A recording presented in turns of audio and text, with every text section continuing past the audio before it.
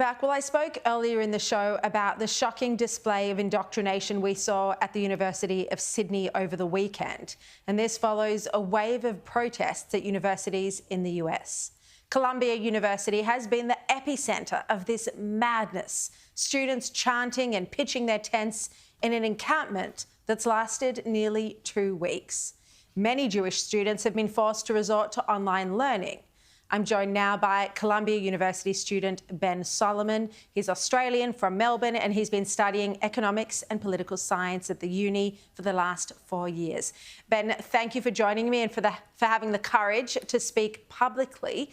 Can you tell us what it's been like on campus as these protests have unfolded? Well, thanks very much for having me, Shari. It's been horrifying for the last 2 weeks on campus. A mob took over the campus and started shouting things which I never expected to hear. They shouted to globalise the intifada, to bomb Tel Aviv. They burned American flags. They harassed Jewish students and they told us to go back to Europe. This is not happening in Beirut.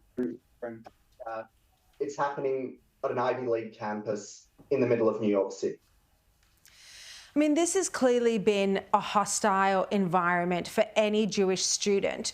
Do you think you will be able to continue to front up to your studies on campus, or do you feel like it's getting too difficult to have to come face to face with this every day? Well, there's only a couple of weeks left for me.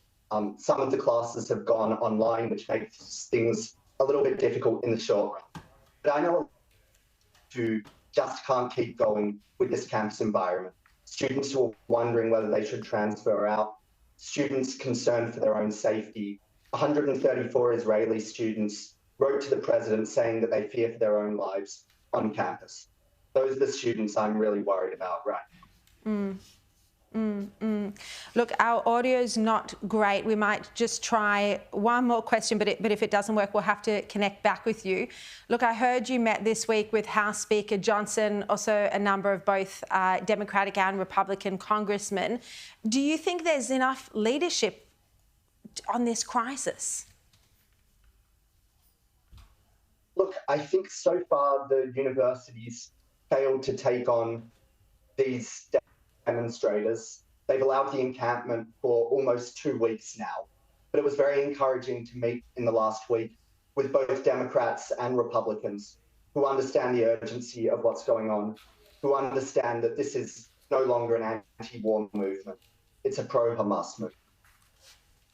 Yeah, and that is what we're seeing time and time again. Ben, our audio is not great with you, so we are going to have you back on the show another time. We'll try sort it out, but thank you very much for joining us again. I salute your courage in speaking out because a lot of people are too scared to put their faces to it, and that's completely understandable. This hostility is intense.